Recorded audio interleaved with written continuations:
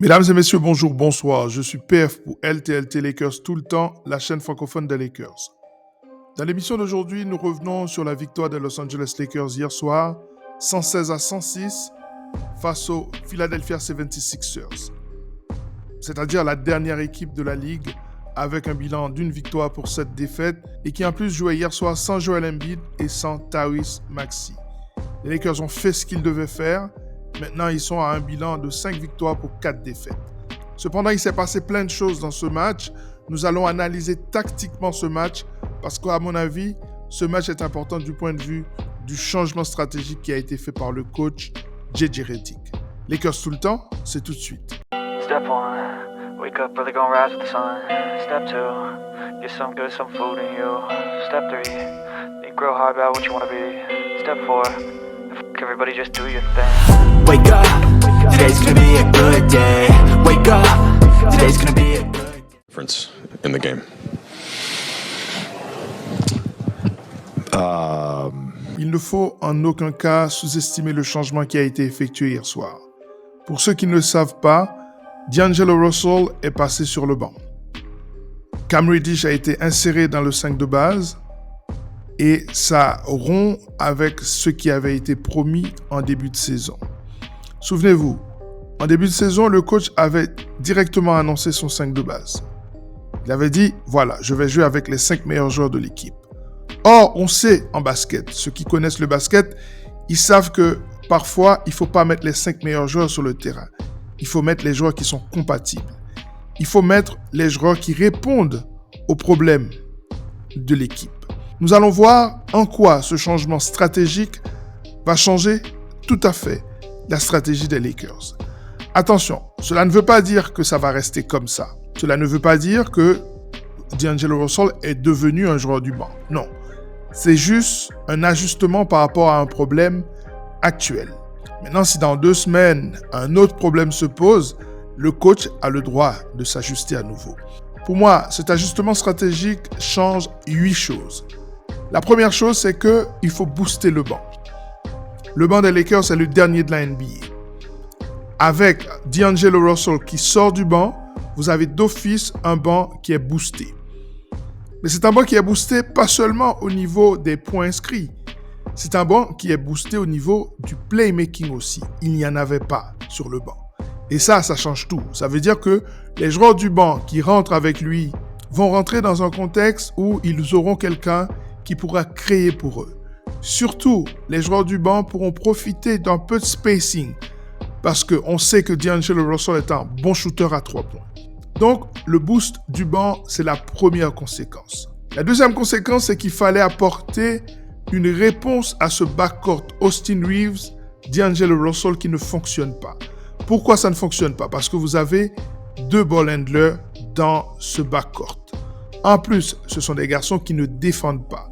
Donc, ce backcourt, et je l'ai dit depuis le début, n'est pas viable. Défensivement, ce n'est pas viable et offensivement, il y a redondance puisque Austin Reeves, il est efficace quand il peut lui aussi être ball handler. Et surtout, ce qui est intéressant, c'est que lui, il peut profiter de cutters, des joueurs qui vont couper dans la raquette en backdoor. Et je pense que les 2 éléments du 5 de base qui sont à côté de lui avec AD et LeBron, c'est-à-dire Rui Hachimura et Cam Reddish, sont capables de lui apporter ça. En ce sens, c'est très intéressant. La troisième conséquence, c'est que ça va permettre à D'Lo d'arriver face à des joueurs du banc dans un premier temps, et ce ne seront pas, par exemple, des Ja Morant, ce ne seront pas des Damian Lillard, ce ne seront pas des joueurs qui sont élites au niveau du scoring, ce qui directement le met en difficulté et l'empêche de rentrer dans son match. La quatrième conséquence, c'est qu'il y aura plus de rebonds offensifs potentiellement. Ça ne veut pas dire qu'automatiquement on va avoir plus de rebonds offensifs, mais avec Cam Reddish, ça vous apporte un peu plus de taille dans la raquette. Et la notion de corner crashing dont on a parlé il y a de cela quelques semaines prend tout son sens. On parlera de l'apport de Cam Reddish au rebond plus tard dans cette émission, mais d'ores et déjà, on peut penser qu'avec Reddish et Rui Hachimura, vous avez 2 ailiers qui peuvent aller chercher des rebonds. La 5e conséquence, c'est qu'il y aura plus de défense, automatiquement. Je vous ai fait hier une vidéo sur l'apport défensif de D'Angelo Russell, eh bien, avec Cam Reddish, il ne faut surtout pas regarder ses stats. Il faut regarder son impact sur le jeu. Il faut regarder les matchs, en fait. Si vous restez que sur les stats, vous ne comprendrez pas l'importance de ce gars en défense. La 6e conséquence, c'est que vous avez justement ce que je disais au début. Vous avez un Cam Reddish qui rentre dans le 5 et qui n'a pas besoin de la balle en main pour être efficace. Alors qu'avec D'Lo, obligatoirement, s'il n'a pas la balle en main, comme c'est quelqu'un qui ne cut pas, comme c'est quelqu'un qui ne va pas au rebond, qui ne prend pas de rebond offensif, s'il n'a pas la balle en main, eh bien, il n'est pas efficace. Dès lors, vous sacrifiez soit Austin, soit D'Lo et offensivement, vous perdez un peu plus d'impact. La 7e conséquence, c'est que vous avez un Austin Reeves qui est désormais lâché. On va parler de son match hier soir, c'est un excellent match comme par hasard. On parlera en profondeur de cela un peu plus tard, mais d'ores et déjà on peut dire que Austin Reeves, il est libéré dans ce backcourt. Et enfin, pour moi, la plus grande conséquence, c'est que forcément, vous avez un LeBron en meneur de jeu. Vous n'avez pas le choix. Vous n'allez pas lâcher la main à Austin Reeves pendant tout le temps où il est sur le terrain. Ce n'est pas possible. Il faut aussi qu'il joue loin du ballon. Donc, forcément, vous avez un LeBron James en catalyseur, vous avez un LeBron James en playmaker, vous avez un LeBron James en meneur. Vous n'avez plus le LeBron James qui joue en tête de raquette.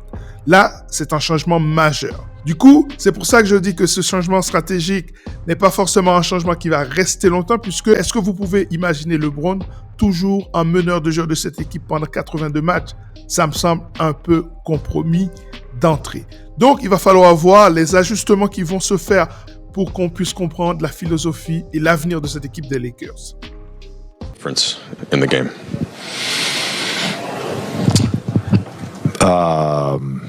Les Lakers ont bien commencé le match. On a tout de suite senti un boost par rapport à ce changement stratégique dont je viens de vous parler. Les Lakers ont gagné le premier quart-temps 36-29. Philly a un peu revenu dans le match à cause des pertes de balles des Lakers. Ensuite, ça a été un peu plus serré dans le second quart-temps puisque les Lakers, en tout sur la première mi-temps, ont perdu 8 ballons. Et ces 8 ballons perdus ont été transformés en 12 points par l'équipe adverse. Dès lors, vous vous tirez une balle dans le pied. Les Lakers s'imposent dans le troisième quart-temps et finissent le match en perdant le dernier quart-temps. Donc, à la mi-temps, les Lakers menaient et là, une stat est sortie. Les 3 matchs qu'ils ont gagnés, ils avaient terminé la première mi-temps en tête. Et hier soir encore, ça a été le cas. Donc, quand les Lakers commencent bien les matchs, en général, ils les gagnent. Difference in the game.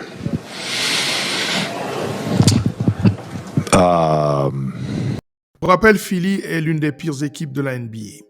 Pourquoi? Parce que cette équipe joue sans Joel Embiid. Une bonne partie du début de saison, c'était sans Paul George. Et désormais, Maxey est out également. Donc forcément, vous n'avez pas votre bonne dynamique. Donc, nous n'allons pas pouvoir juger cette équipe tout de suite.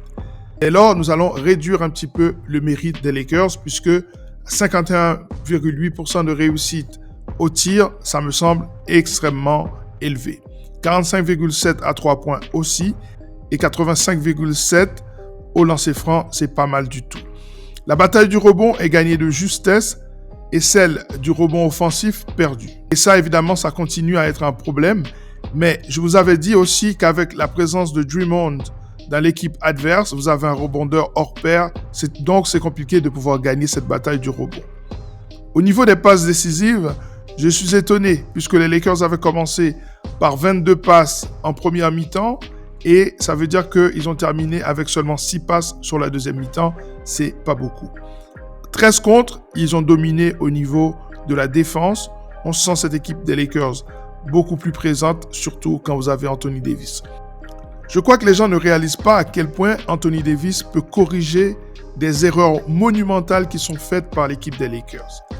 En attaque ou en défense, c'est quelqu'un qui peut bonifier un ballon en attaque qui est complètement pourri et qui peut corriger des choses en défense que vous imaginez même pas. Donc, Anthony Davis, c'est vraiment la pierre angulaire de cette équipe. J'espère que vous comprenez son importance.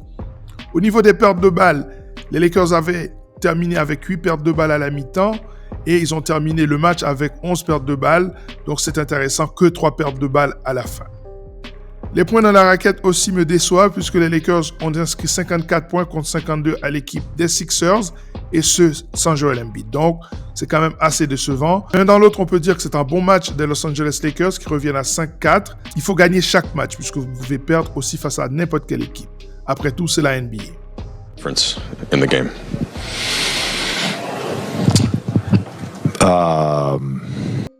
Alors, il faut aller directement sur l'apport du banc pour comprendre le changement stratégique qui a été fait.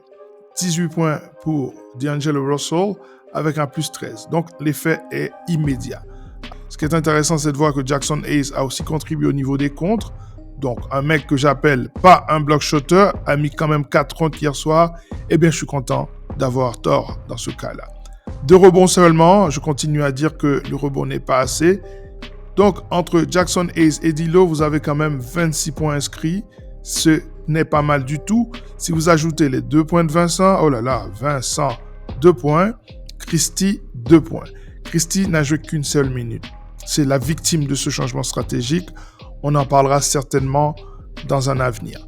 Alors, ça me permet de rester 2 secondes là-dessus pour dire que si on reçoit le retour de Jared Vanderbilt et de Christian Wood, on sait que le coach n'aime pas avoir une rotation trop large, eh bien, ces 2 joueurs vont sauter. C'est presque certain. On ne les verra presque plus dans la rotation des Lakers. Surtout si Cam Reddish continue à bien jouer en défense. Voilà pour l'apport du banc. Cam Reddish, parlons-en justement. Eh bien, moins 6, on pourrait dire que l'impact est moindre. 3 petits points, 2 passes décisives, 5 rebonds, j'aime bien les 5 rebonds, et un bloc, ça c'est intéressant d'avoir le bloc, et l'interception. C'est un joueur qui a quand même joué 28 minutes et qui n'a que ces stats-là, j'ai envie de dire entre guillemets. Mais attention, il ne faut pas sous-estimer son apport. C'est un apport conséquent au niveau de la défense, au niveau de la dynamique d'équipe. Tout à coup, avec Reddish dans l'équipe, vous avez un 5 de base de très grande taille. Donc, vous avez quand même une équipe qui tient la route, sans perdre en vitesse. Parce que si vous mettez Reddish à côté de D'Angelo Russell, Reddish est beaucoup plus dynamique, beaucoup plus rapide. Donc, vous gagnez en échange. Austin Reeves, c'est plus 14. J'aime bien le plus 14. Ça veut dire que le gars, quand il est sur le terrain, son équipe fonctionne, même s'il n'inscrit pas forcément des paniers. Et des paniers, franchement, il en a inscrit. 20 points hier, ça, avec le 6 sur 10 ici, c'est excellent. À 3 points, s'il vous plaît, et 7 sur 13 au total. Donc, des 7 paniers qu'il a inscrits, il n'y a qu'un seul qui n'est pas à 3 points. Donc, c'est un apport conséquent. Et alors, c'est pas tout, puisque le garçon, il a quand même 6 rebonds et 7 passes décisives.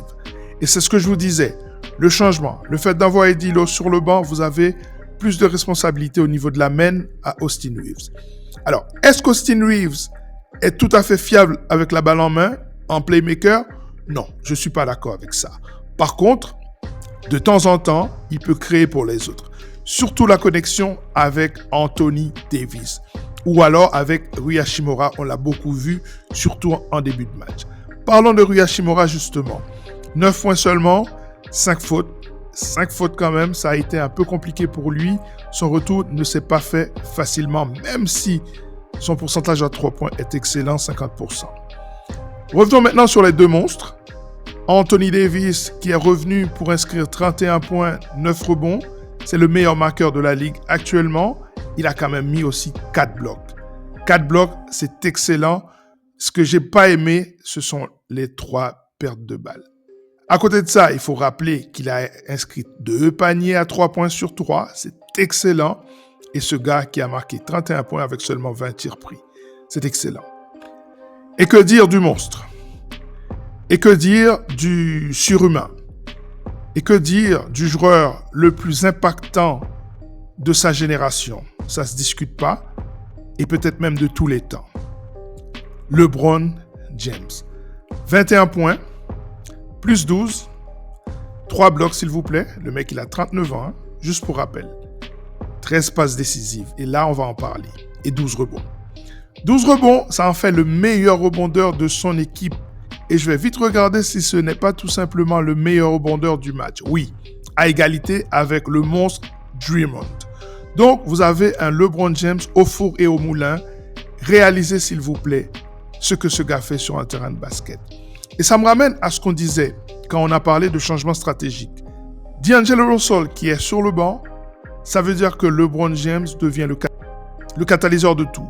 13 passes décisives, ça veut dire que c'est lui qui a organisé l'équipe. Magnifique. Entre lui et Reeves, ça vous fait exactement 20 passes décisives. C'est exceptionnel. Alors, ça veut dire aussi que l'expérience qui consistait à considérer LeBron James loin du ballon est peut-être temporairement terminée. Il va falloir penser à autre chose plus tard. Mais en tout cas, le maestro est de retour. 13 passes décisives, 12 rebonds, 21 points avec un plus 12. C'est excellent. 50% à 3 points. C'est magnifique. Donc voilà, le LeBron qu'on veut avoir. Parce que rappelez-vous, je vous ai posé la question la dernière fois. LeBron venait d'inscrire 39 points. Et je vous ai dit la chose suivante. LeBron n'impacte plus une équipe en scorant. Il faut, en ordinateur qu'il est, trouver un moyen d'être l'organisateur de jeu. C'est lui qui doit dicter le tempo. C'est lui qui doit dire où un tel doit se trouver. C'est lui qui doit organiser son équipe. Et croyez-moi, s'il fait ça, les Lakers ont de bons jours devant eux. Difference in the game.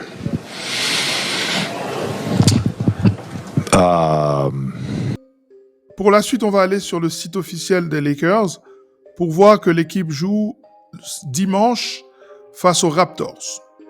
Les Raptors viennent au Crypto.com Arena. Normalement, c'est une victoire pour les Lakers. Bien. Ensuite, nous recevons les Grizzlies. Ça tombe bien, on vient de les jouer. C'est intéressant de les jouer tout de suite. Comme ça, on peut faire les ajustements. Je pense que là aussi, ce sera une victoire des Lakers. Même si j'aime bien cette équipe des Grizzlies, je trouve que les Lakers sont supérieurs. C'est juste que lors du dernier match, on n'a pas fait ce qu'il fallait.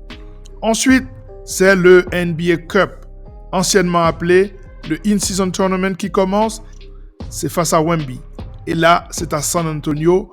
Donc, il va falloir gagner ce match. Ce ne sera pas facile, même si je pense que les Lakers devraient normalement l'emporter. Donc, si je compte bien, 3 victoires de suite, ça va nous placer aux environs de la 4e ou la 5e place à l'Ouest. Ce n'est pas si mal pour un nouveau coach, un nouveau projet. Ensuite, on parlera de ce qui reste. Il faudra voir la forme de ces deux équipes. Ça aussi, ça ressemble à des victoires. Et puis, on tombe face au Magic d'Orlando et ce sera à domicile sans Bakero. Donc, normalement, ça devrait également le faire. Ça, on aura le temps d'en parler le temps venu.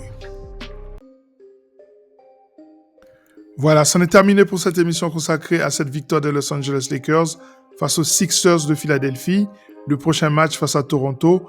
J'espère que ça vous a plu. Si vous avez aimé cette vidéo, n'hésitez pas à lâcher le petit pouce bleu. Ça fait beaucoup de bien à la chaîne. Mettez vos commentaires. Abonnez-vous à cette chaîne. Vous voyez que le contenu est de plus en plus riche. À très bientôt. Prenez soin de vous. Ciao.